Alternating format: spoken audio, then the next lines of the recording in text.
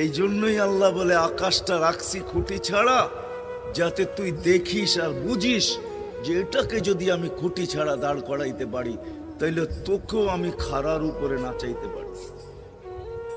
তোর বাবা দরকার ছিল বিশাল সূর্যটাকে যদি আমি মহাশূন্যের ভিতরে রাইখা যদি আমি এটাকে ঘন্টায় 6 লক্ষ কিলোমিটার বেগে যদি দৌড়াইতে পারি, যেটা তোদের দুনিয়ার থেকে 13 লক্ষ গুণ বড়, আমি আল্লাহ যদি এটা পারি, তাহলে তোর মতো 3.5 একটা মানুষ, 6 ফিট 6.5 ফিটের একটা মানুষকেও আমি বাধ্য করতে পারি। আল্লাহ বাধ্য করার হাজারো নিদর্শন আমাদের সামনে দিয়া দিছেন, কিন্তু আল্লাহ বলে তোকে আমি বাধ্য করব না, তোকে বুঝাবো।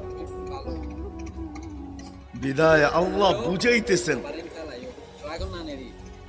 বুঝাইতেছেন আমাদেরকে।